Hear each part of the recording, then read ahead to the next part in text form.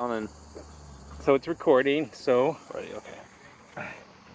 you think I should leave? Should I leave on my IDF hat, Matt? Max? It's Actually, I'm going to you're leave fine. on my IDF hat. And the reason being, in today's climate, this is the only comfortable place I can wear it. I live in Skokie, which is a diverse community. My neighbors are Palestinians and Muslims and Hindus, not like the old days. When I actually grew up in Skokie, all my neighbors were Jewish. In fact, Skokie at one time had the largest number of concentration camp survivors in the world. I moved away from Skokie in first grade.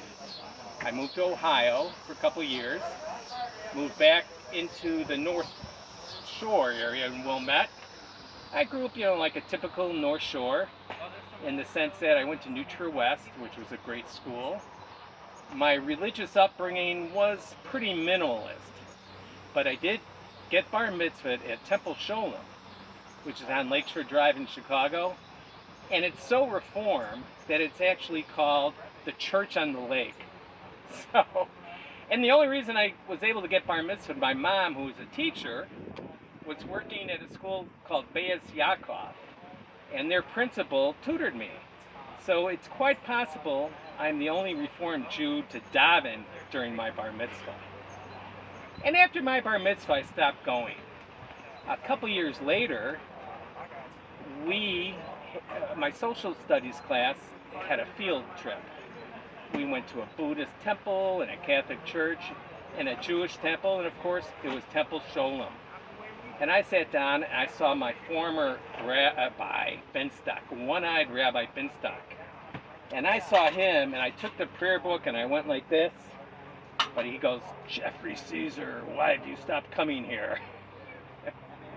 So that pretty much ended my religious education. Anyways, I went through, my teens. I went to college. It was the 70s. And the way I can describe this is, a friend of mine in college had a dog that was killed, and I took him to a store because I had a car to look for a dog, and somebody there said, "Do you want a free dog for free?" And he goes, "Yeah, we'll look at it." So we went to this guy's house, and they had a pad with, the mother was a Brittany Spaniel, and I looked at this one dog, fell in love with it, and I said, "I'll take him." Of course, here I was in a dorm in college, but I took the dog, and my buddy suggested naming him Free. Because at the time, Kung Fu, which was my favorite show with Bill Carradine from Kill Bill, was a Shaolin priest traveling the West.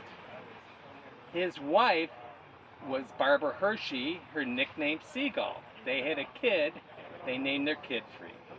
So if they could name their kid Free, I could name my dog Free. My buddy Bill had a dog named Love. So this is the 70s. Free! Love! Anyways, that will pretty much tell the story of the 70s.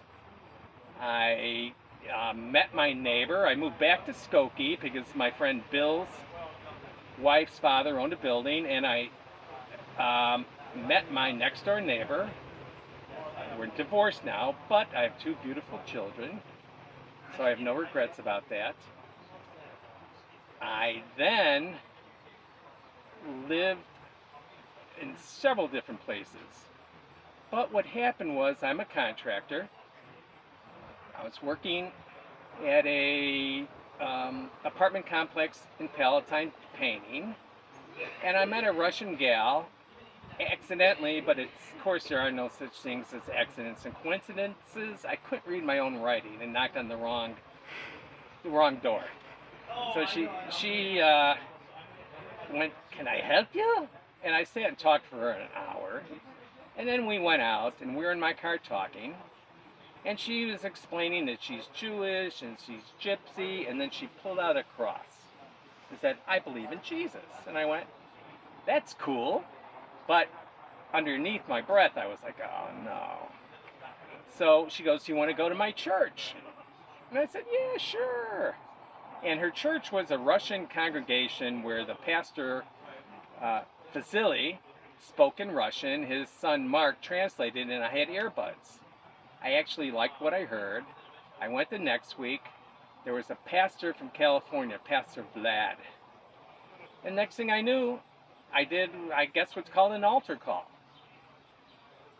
And gave my life and my heart and my mind and my soul and my everything to Jesus, who, now being a Messianic Jew, is referred to as Yeshua the Messiah. After I became a believer, I bought books upon books. I'm a carpenter, a Jewish carpenter, and in my basement I have a whole side of it for Christian books and Jewish books.